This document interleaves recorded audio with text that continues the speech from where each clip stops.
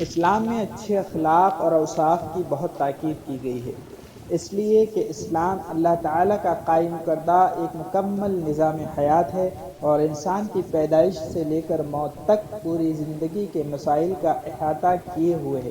اسلام کی یہ ہدایات آخرت میں تو ہیں ہی نجات اور کامرانی کا سبب، دنیا میں بھی انسان کے لیے نافع اور خوشگوار زندگی کی ضامن ہیں۔ اخلاق حمیدہ کی تعلیم اسلام کی بنیادی تعلیمات میں سے ہے، اور یہی وجہ ہے کہ اللہ تعالیٰ نے اپنے حبیب کی بعثت کے مقاصد میں اس عظیم ذمہ داری کو بھی بیان فرمایا ہے۔ قرآن مجید میں متعدد مقامات پر رسول اللہ صلی اللہ علیہ وسلم کی بعثت کے مقاصد کو ذکر کیا گیا، من جملہ ان کے تزکیہ نفس بھی ہے۔ علامہ راغب اصفہانی رحمۃ اللہ علیہ فرماتے ہیں کہ تزکیہ نفس سے ہی انسان دنیا میں اوصاف حمیدہ کا مستحق ہوتا ہے، اور آخرت میں اجر و ثواب بھی اسی کی بدولت حاصل ہوگا۔ تزکیہ نفس کا طریقہ یہ ہے کہ انسان ان باتوں کی کوشش میں لگ جائے جن سے طہارت نفس حاصل ہوتی ہے۔ اسی لیے رسول اللہ صلی اللہ علیہ وسلم نے اخلاق حمیدہ بھی بیان فرمائے اور اخلاق رذیلہ کی بھی نشاندہی کی، تاکہ انسان اچھے اخلاق کو اپنائے اور برے اخلاق سے اجتناب کرے۔ اللہ سبحانہ وتعالی نے اپنے حبیب کو بھی اخلاق کے اعلیٰ مرتبے پر فائز فرمایا تھا۔ ارشاد ربانی ہے وَإِنَّكَ لَعَلَىٰ خُلُقٍ عَظِيمٍ۔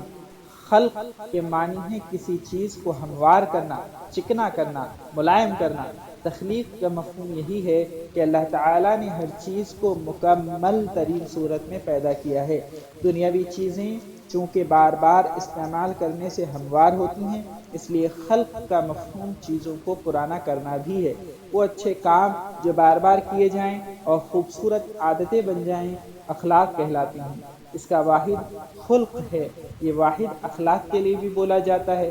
علامہ راغب اصفہانی فرماتے ہیں خلق اس شکل و صورت میں بولا جاتا ہے جس کا تعلق ادراک بصر سے ہوتا ہے، اور خلق کا لفظ قوائے باطنی اور عادات و خصائل کے معنی میں استعمال ہوتا ہے جن کا تعلق بصیرت سے ہے۔ رسول اللہ صلی اللہ علیہ وسلم نے ارشاد فرمایا میں اچھے اخلاق کی تکمیل کے لیے بھیجا گیا ہوں۔ قیامت کے روز اعمال تولے جانے کے وقت ترازو میں کوئی چیز اچھے اخلاق سے زیادہ وزنی نہیں ہوگی۔ ایک حدیث میں فرمایا گیا تم میں سب سے بہتر وہ لوگ ہیں جن کے اخلاق اچھے ہیں۔ آپ صلی اللہ علیہ وسلم نے ارشاد فرمایا اچھے اخلاق کے ذریعے آدمی رات کے عبادت گزاروں کا درجہ حاصل کر لیتا ہے۔ مطلب یہ ہے کہ اللہ تعالیٰ کے جس بندے کا حال یہ ہو کہ وہ عقیدے اور عمل کے لحاظ سے سچا مومن ہو اور ساتھ ہی اس کو اچھے اخلاق کی دولت بھی نصیب ہو، تو اگرچہ وہ رات کو زیادہ نفلیں نہ پڑھتا ہو اور کثرت سے روزے نہ رکھتا ہو، لیکن پھر بھی وہ اپنے حسن اخلاق کی وجہ سے ان شب بیداروں اور عبادت گزاروں کا درجہ پالے گا جو راتوں میں قیام کرتے ہیں۔ ایک حدیث میں ہے کہ تم میں سب سے اچھے مسلمان وہ ہیں جن کے اخلاق اچھے ہوں اور وہ دین کے بھی سمجھ رکھتے ہوں۔ رسول اللہ صلی اللہ علیہ وسلم نے ارشاد فرمایا نیکی اچھے اخلاق ہیں اور گناہ وہ ہے جو تمہارے دل میں کھٹکے اور تمہیں یہ ناپسند ہو کہ لوگوں کو اس کی خبر ہو۔ آپ صلی اللہ علیہ وسلم نے فرمایا ہر نیکی صدقہ ہے، اور ایک طرح کی نیکی یہ ہے کہ ہر مسلمان اپنے بھائی سے خوش چہرہ اور خندہ پیشانی سے ملے۔ ایک حدیث میں وارد ہوا ہے کہ قیامت کے دن مومن کے ترازو میں سب سے وزنی چیز اچھے اخلاق ہوں گے، اور اللہ تعالیٰ بیہودہ اور فحش باتوں کو پسند نہیں فرماتا۔ رسول اللہ صلی اللہ علیہ وسلم نے اپنی حیات طیبہ کے آخری دور میں حضرت معاذ بن جبل رضی اللہ عنہ کو یمن کا گورنر بنا کر روانہ کیا، تو اس وقت آپ صلی اللہ علیہ وسلم نے خصوصی اہتمام سے حضرت معاذ کو بہت سی نصیحتیں کی تھیں۔ حضرت معاذ سے روایت ہے رسول اللہ صلی اللہ علیہ وسلم نے جو آخری وصیت مجھے کی جبکہ میں نے اپنا پاؤں سواری کی رکاب میں رکھ لیا تھا، وہ یہ تھی کہ آپ صلی اللہ علیہ وسلم نے ارشاد فرمایا لوگوں کے لیے اپنے اخلاق کو بہتر بناؤ، یعنی خدا کے بندوں کے ساتھ اچھے اخلاق سے پیش آنا۔ حضرت عبداللہ بن عمر رضی اللہ عنہما سے روایت ہے، رسول اللہ صلی اللہ علیہ وسلم نے ارشاد فرمایا، تم میں سب سے زیادہ محبوب وہ ہیں جن کے اخلاق زیادہ اچھے ہیں۔ تم میں سب سے زیادہ محبوب میرے نزدیک وہ ہیں جن کے اخلاق سب سے زیادہ اچھے ہوں۔ گویا رسول اللہ صلی اللہ علیہ وسلم کی محبوبیت اور روز قیامت آپ کی قربت نصیب ہونے میں حسن اخلاق کو خاص دخل ہے۔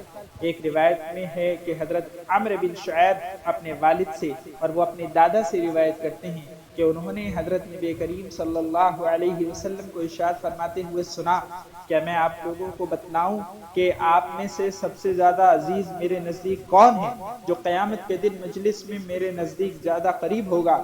صحابہ کرام رضی اللہ عنہم اس پر خاموش رہے، یعنی ادب و احترام کی وجہ سے کچھ عرض نہیں کیا۔ حضرت نبی کریم صلی اللہ علیہ وسلم نے ارشاد فرمایا کہ کیا میں تمہیں بتلاؤں کہ قیامت کے نزدیک میرے قریب کون ہوگا؟ دوبارہ سہ بارہ جب آپ نے ارشاد فرمایا تو صحابہ نے عرض کیا، ضرور ارشاد فرمائیں اے اللہ کے رسول صلی اللہ علیہ وسلم۔ آپ صلی اللہ علیہ وسلم نے ارشاد فرمایا، آپ میں وہ لوگ میرے سب سے زیادہ قریب ہوں گے جن کے اخلاق زیادہ اچھے ہیں۔ حضرت انس رضی اللہ عنہ سے روایت ہے، رسول اللہ صلی اللہ علیہ وسلم نے ارشاد فرمایا، جس بندے کے اخلاق اچھے ہیں وہ قیامت میں عزت اور شرافت کا مقام حاصل کرے گا، اگرچہ اس کے اعمال کم ہی کیوں نہ ہوں۔ اور برے اعمال کی پاداش میں انسان جہنم کے نچلے درجے میں پہنچ جاتا ہے۔ حضرت صفوان بن سلیم رضی اللہ عنہ بیان کرتے ہیں کہ نبی کریم صلی اللہ علیہ وسلم نے ارشاد فرمایا، کیا میں تمہیں سب سے زیادہ سہل اور آسان عبادت نہ بتاؤں؟ وہ خاموش رہنا اور اچھے اخلاق ہیں۔ حضرت ابو ذر رضی اللہ عنہ کی روایت میں اس طرح ہے کہ رسول اللہ صلی اللہ علیہ وسلم نے ارشاد فرمایا، اے ابو ذر، کیا میں تمہیں ایسی عبادت نہ بتاؤں جو عمل کے اعتبار سے ہلکی اور میزان میں وزنی اور زبان پر آسان ہو؟ ابو ذر کہتے ہیں، میں نے عرض کیا، میرے ماں باپ آپ پر فدا ہوں، اللہ کے رسول ضرور ارشاد فرمائیں۔ آپ صلی اللہ علیہ وسلم نے ارشاد فرمایا، اکثر اوقات خاموش رہنا اور اچھے اخلاق کبھی نہ چھوڑنا۔ بے شک کسی نے ان دونوں کاموں سے بہتر کوئی عمل نہیں کیا۔ حضرت ابو ہریرہ رضی اللہ عنہ بیان کرتے ہیں، حضرت نبی کریم صلی اللہ علیہ وسلم نے ارشاد فرمایا، تم میں سب سے بہتر آدمی وہ ہے جس کی عمر بڑی اور اخلاق اچھے ہیں۔ آپ صلی اللہ علیہ وسلم نے فرمایا، اچھے اخلاق موت کو ٹالتے ہیں، اس لیے ہمیں اچھے اخلاق اختیار کرنا اور برے اخلاق سے بچنے کی ہر ممکن کوشش اور دعا کرنی چاہیے۔ حضرت ابو ہریرہ رضی اللہ عنہ سے روایت ہے، رسول اللہ صلی اللہ علیہ وسلم برے اخلاق سے اجتناب کی اس طرح دعا فرمایا کرتے تھے، اللہم انی اعوذ بک من الشقاق والنفاق وسوء الاخلاق۔ اے اللہ، میں آپ سے پناہ چاہتا ہوں جھوٹ سے، نفاق سے اور برے اخلاق سے۔